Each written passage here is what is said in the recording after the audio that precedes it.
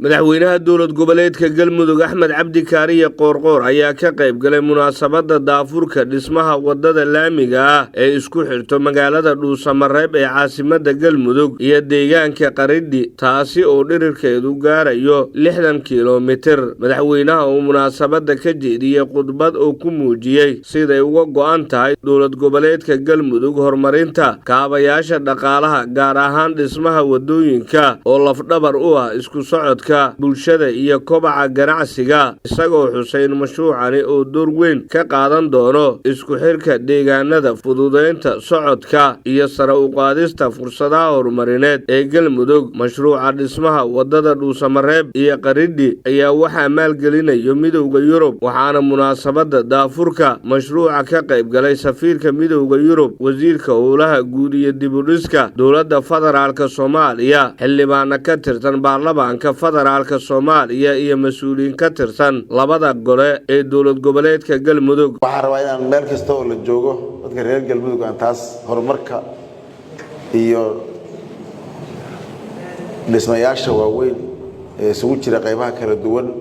kuwii horey loogu guuleystay oo soo hirgalay iyo kuwa maanta u joognaba aan soo hambalyeeno waxaan rabaa sidoo kale halkaa inaan uga mahad celiyo midowda Yurub iyo bangiga horumarinta Afrika oo mashruucan iska kaashaday oo yiraahdo waa mahadsantihiin tan maanta u fadhino iyo kuwii horey gacan u geysateenba aad iyo aad baan ka mahad celinaynaa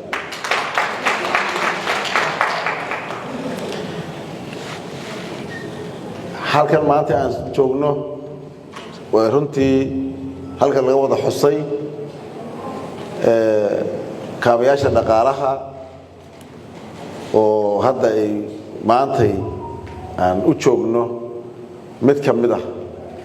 wadooyinka halbowlaha ah horey waxaad ogtihiin inay uga socdeen caasimadda wadooyinkii halbowlaha iyo bilicda caasimadda oo hadda meel fiican maraya maantana waxaan u joognaa wadadii caasimadda iyo qaradhi iyadoo 10 kilomitir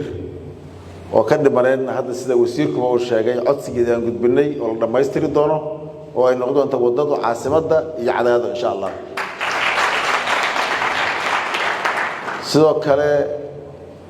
waxaa hadda meel fiican maraya oo standing hadda uu socdaa sida wasiirka iyo madaxda ay xuseen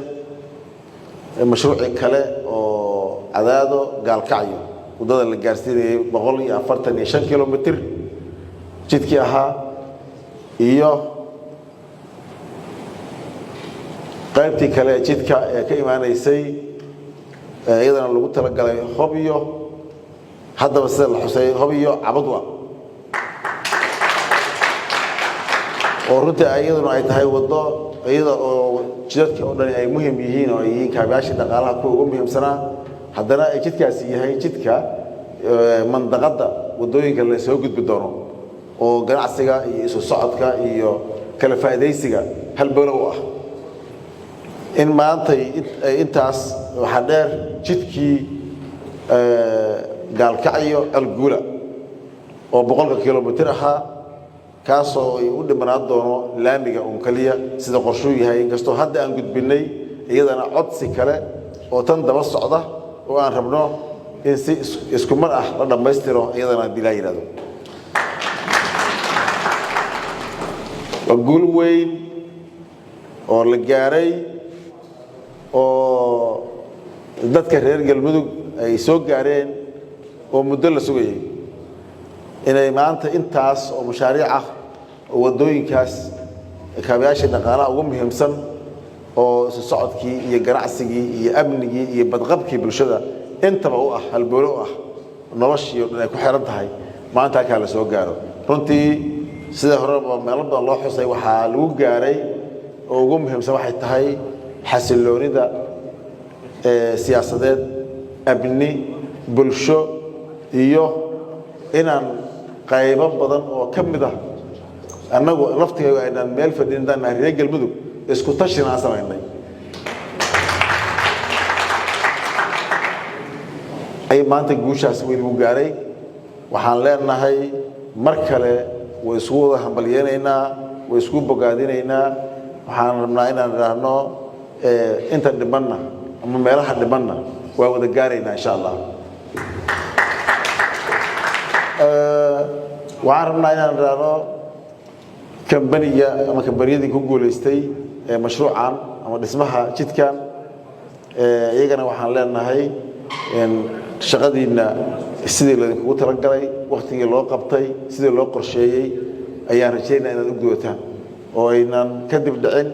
waqtigii la idinku talagalay inaad hawshan ku fulisaan iyadana waxaan leenahay shaqadiina halkaa ka wada shaqo wanaagsan baan leenahay dadka reer galmudug gaar ahaan kuwa wadooyinkaas hadda maanta dhismihiisii bilowday iyo kuwa hadda ku jira استادية كتير أما هذا في سبيل استادية اللي قسم يعني وشقده أي صعد إيه أنا واحد ما نرانو وحي أيدي كجب هذان ذاتك هوشة فلنية كوج عنسية كوج ربسية هوشة الله فضيه أنا لقى عنسية لما عد كستو أي قصيصو يبرك كستو أي مريان شيء كاس أي مريان أنت أسمع هذا ما نراه قلبي وحي سوق كارتي dhinacii kaabayaasha dhaqaalaha oo ay jidadku ugu muhiimsan yihiin maanta wixii ka dambeeyay waqtiyada soo dhow gacmuhu way isgaarayaan wadooyinka insha Allah